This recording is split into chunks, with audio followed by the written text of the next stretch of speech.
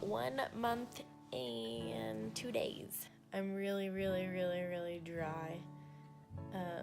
I'm really thirsty all the time too. The main parts that I'm dry in though, like, are still like all around my mouth, and then my lips are always really dry. So I constantly look like I just ate a glazed donut because I put Aquaphor on like all the time. I didn't realize how bad it was until when I took a shower last night. Like, my shoulders and my arms are really dry. Oh, my nose. That's one. I keep getting bloody noses and like the gnarliest bloody boogers that you could ever imagine. It's all I have. And then if I don't have that, then it's just like dry skin, like flapping around. That sounds so gross, but just like hanging out in there. I purged really bad like the first couple weeks.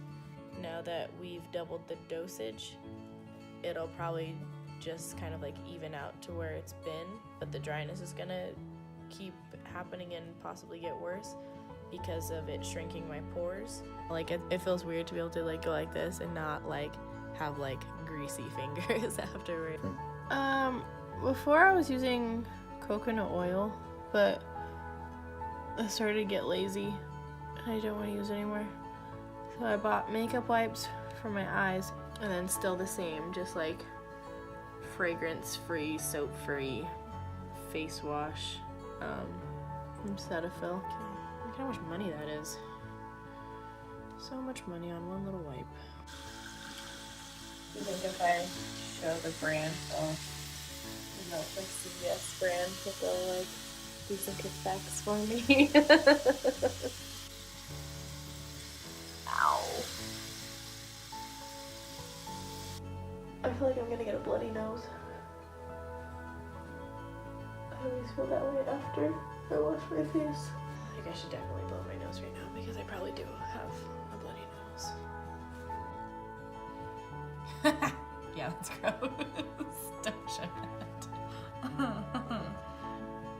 I am brushing on Aquaphor onto my lips because the bristles are soft, and sometimes putting it on with my finger feels like sandpaper. It's fine. Everything's fine. And get my face cream. I don't even know how to say it. CeraVe. It's a cream instead of a lotion, so it's thicker, which helps a lot because I need that, especially right here a lot of the time. And then I just try to make sure I do extra either here and here. And sometimes if it's really bad, like right now this is really bad, I'll put extra Aquaphor. I'll just put some extra right here, because there's a lot of times where I've been talking or eating something and I open my mouth too wide, and because of how dry it is, my skin will crack and then it'll start bleeding. And it's really embarrassing if I'm like out at a restaurant or at work and it happens.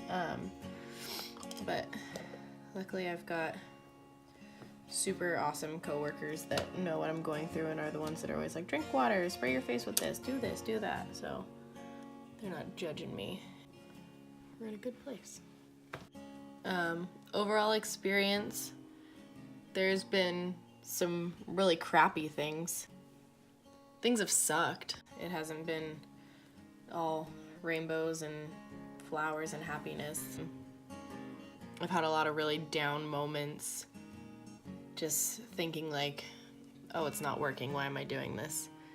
But then I take a step back and I look and it is working. Like, it's obviously a slow process. Like, it's only been a month, but I can already see the change in my pores.